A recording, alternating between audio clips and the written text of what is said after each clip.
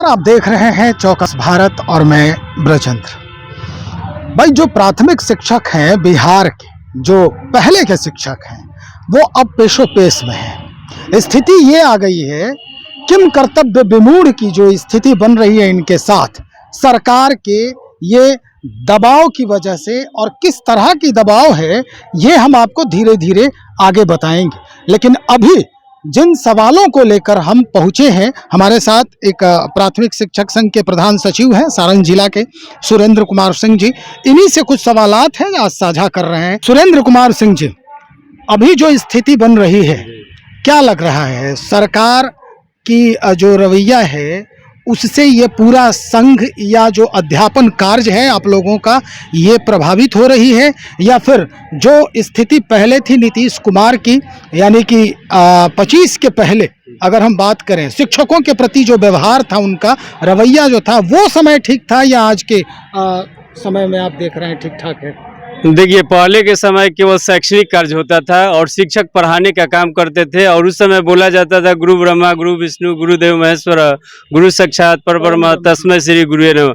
आज गुरु की स्थिति यह हो गई है कि बीएलओ से लेकर के गणना से लेकर के सारे कार्य हम शिक्षकों को दिया जाता है। त्राहिमाम पूरे बिहार में पड़ा हुआ, और शिक्षकों की समस्याओं की तरफ हम आपका ध्यान कुछ आकृष्ट कराना चाहते हैं। सारण जिला में स्थिति कुछ यह है कि शिक्षकों को पिछले 8 महीना से वेतन नहीं मिल रहा है। एचआरएमएस से संबंधित यहाँ रोकेंगे आपको, पिछले 8 महीना से वेतन नहीं मिल रहा है प्राथमिक शिक्षक को। जी, प्राथमिक शिक्षक। दूसरी बात ये कि ये पहले वाले शिक्षकों को नहीं मिल रहा है, या जो अब बीपीएससी से बहाल होके आ रहे हैं उनको नहीं मिल रहा है? अभी जो विशिष्ट शिक्षक हुए हैं उन लोगों को एचआरएमएस जो है कह रहे हैं कि पटना से होगा, जबकि जिला से ही होने का हम लोग प्रावधान है। आज स्थिति यह है कि सड़क पर लोग आंदोलन करने को शिक्षक तैयार है। 8 महीना क्या कम होता है? माननीय एसीएस को समझना चाहिए कि हम लोगों ने कंप्लेन तक दर्ज किए, लेकिन शिक्षकों की समस्या है कि 8 महीना आज हो गया, अभी भी हमारे सैकड़ों शिक्षकों को वेतन नहीं मिला। यह स्थिति एकदम विकराल रूप ले चुकी है। साथ ही नियोजित शिक्षक से जो विशिष्ट बने हुए हैं उनका वेतन जो 50-55 हजार था, आज स्थिति यह है कि 25 हजार पर फिक्सेशन कर दिया गया है। वो शिक्षक जो एक अपने ढल चुके थे वेतन के अनुरूप, वो कहाँ जाएंगे? न उनका फिक्सेशन हो रहा है, न ही उन्हें वरीयता का लाभ दिया जा रहा है। यह कैसे चलेगा बिहार? वो शिक्षक के समय बहुत ही आर्थिक स्थिति खराब है। अभी सूबे बिहार में, पूरे बिहार में 35,333 शिक्षकों को प्रधान शिक्षक बनाया गया है और प्राथमिक विद्यालयों में भेजा गया है। यह खुशी की बात है, लेकिन स्थिति तब खराब हो गई जब प्राथमिक विद्यालय में मेरे जैसे शिक्षक जो बीपीएससी 99 बैच के हैं, 94 बैच के हैं, उसमें सहायक शिक्षक हैं, और हम अपने कनिये को आज प्रधान अध्यापक, प्रधान हेड टीचर को उनको माला पहना करके बैठा रहे हैं। हमारा अपमान हो रहा है कि नहीं हो रहा है? सरकार को चाहिए था कि हम पुराने शिक्षकों को किसी मिडिल स्कूल में या उत्क्रमित विद्यालयों में वहाँ भेज देते, तब हमारे जैसे वहाँ शिक्षक रहते, और कनिये का जो है अपमान सहने का हो रहा है वह नहीं होता। डिग्री है आपके पास? डिग्री ही नहीं, हम सीनियर हैं, मेरा वेतन 1 लाख से ऊपर है, और वो शिक्षक जो आज हेड टीचर हुए हैं मात्र 30 हजार 30.5 हजार वेतन पाए हैं, उनको हम माला पहनाने के काम करते हैं। खुशी तो होती है, लेकिन गम यह होता है कि हमारे कनिये, हमारे ही अपने छोटे भाई आज प्रधान हमको माला पहनाए और हम जो है उनके असिस्टेंट बन गए। यह कहाँ का न्याय है? माननीय एसीएस को समझना चाहिए कि अविलंब वैसे शिक्षकों को मध्य विद्यालयों में स्थानांतरण किया जाए। साथ ही सारण जिला की तरफ हम ध्यान आपका आकृष्ट कराना चाहते हैं। लगभग 10-15 शिक्षकों का ऐसा स्थानांतरण हो गया कि हम उस विद्यालय में प्रधानाध्यापक हैं, उसी विद्यालय में फिर से प्रधानाध्यापक का पद सृजन कर दिया गया और वो शिक्षक उस विद्यालय में योगदान करा लिए। अब आप बताइए, एक विद्यालय में 2 प्रधानाध्यापक क्या रह सकते हैं? और सारण जिला का डीओ जो है मुख्य दर्शक बना हुआ है और किसी को कोई भी संज्ञान में नहीं है। वैसे शिक्षक 3 महीना से वेतन के अभाव में, आखिर वो वेतन ले तो ले कहाँ? यह बड़ी बिगड़ैल स्थिति हो गई है। सारण के डीओ और डीपीओ को हम आपके चैनल के माध्यम से बताना चाहते हैं कि डीडीसी का मामला है। माननीय मंत्री सुमित कुमार सिंह जी को 20 सूत्री में हम लोग बैठक में दिए थे। कल डीएम साहब ने उन पर जांच कमेटी बैठा दी गई है, लेकिन डीओ और डीपीओ को अड़ियल रवैये के चलते आज भी सैकड़ों शिक्षकों का मेडिकल, मातृत्व अवकाश 6-6 महीना का बकाया है। ये कैसे संभलेगा बिहार? मैं माननीय मुख्यमंत्री जी को कौन है वहाँ डीईओ? अभी नए आए हैं, अभी डीओ, पुराने डीओ पर जांच कमेटी बैठ गई है, नए डीओ मात्र ये पिछले महीने ही नए डीओ निशांत किरण है, नए डीओ निशांत किरण जी है। अभी उनसे हम लोग की वार्ता नहीं हुई है। कल माननीय आने वाले कौन थे जिनके शासनकाल में, जिनके कार्यकाल में ये परेशानी जो है? विद्यानंद ठाकुर जी, पूरे बिहार सारण के सैकड़ों हजारों शिक्षक उनसे परेशान थे, आंदोलन किए और जिलाधिकारी क्या कहते हैं?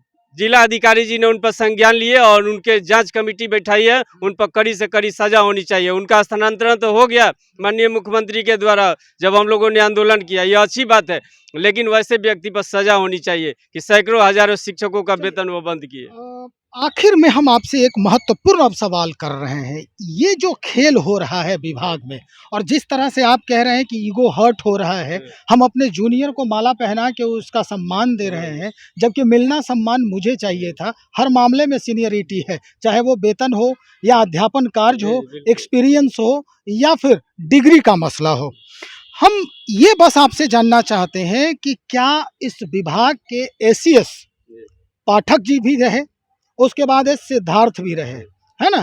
इन दोनों का ये जो व्यवस्था बनाया गया, उसकी वजह से ये स्थिति झेलनी पड़ रही है आप लोगों को? जी, एकदम सही बात है।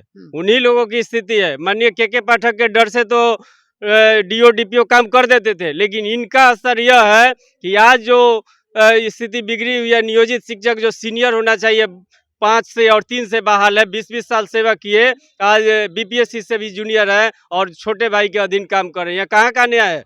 कहाँ का न्याय है? आप ही बताइए कि जो शिक्षक सेवा दिए 20-20 साल, वो आज 25,000 पर हैं और बीपीएससी वाले आज 50,000 पर हैं और सेवा निरंतरता का भी लाभ नहीं मिल रहा है। खबर ये भी आ रही है कि एसीएस सिद्धार्थ जो हैं उन्होंने रिजाइन कर दिया, वीआरएस ले लिया है। ऐसा तो हम लोग भी न्यूज़ के माध्यम से छोटे-छोटे फेसबुक पर सुने हैं, लेकिन सुनते हैं कि ऐसा नहीं हो। हम लोग यही वजह तो नहीं है कि पेच इतना फंस गया है इस विभाग में कि अब उबरना उनके लिए मुश्किल होगा? एकदम सही बात है। बिहार तो हमको लगता है कि एकदम बेकार स्थिति में जा रहा है, जहाँ प्राइमरी स्टेज में शिक्षा होनी चाहिए मातृभाषा में और बहाल कर रहे हैं जम्मू कश्मीर और जहाँ तहाँ के लोगों को, वो यहाँ का मैथिली भाषा, भोजपुरी भाषा, वो शिक्षक कहाँ समझ रहे हैं? हम डेली हम लोग देख रहे हैं कि ये बच्चा बोल रहा है भोजपुरी में और शिक्षक बोलते हैं हिंदी में बात करो। वो क्या छोटा बच्चा जो 6 साल का है वो हिंदी में बात करेगा और वो शिक्षक हमारे समझ नहीं है बाहर को। बिहार में तो एकदम जो है, यहाँ चाहिए था कि जो यहाँ के लोकल शिक्षक हैं, लोकल जो बेरोजगार बच्चे हैं, उनको देना चाहिए नौकरी, तब जाकर बिहार का विकास होगा। एजुकेशन एक्ट को सीधे दांव पे रख दिया गया है। जी बिल्कुल, बिहार में यह समस्या, ये जब तक ये लोग इस तरह की नियमावली बनाते रहेंगे, बिहार सुधरने वाला नहीं है।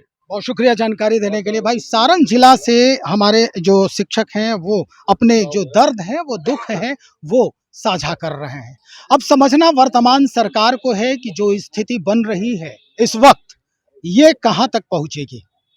लोग हाथ तो झाड़ ले रहे हैं, अपने जो पावर हैं वो दिखाना, और उसके बाद जो समस्याएं जो सामने आती है इससे हाथ झाड़ लेना, ये द्वंद्व की स्थिति जो पैदा हो रही है राज्य के शिक्षा विभाग में, ये आने वाले समय में अगर इसका बुरा असर पड़ता है तो हमारे उन नौनिहालों पे पड़ेगा जो इनके भरोसे उस विद्यालय में पहुंचते हैं और एक अपना जो भविष्य का सपना है वो लेकर इनके समक्ष बैठते हैं।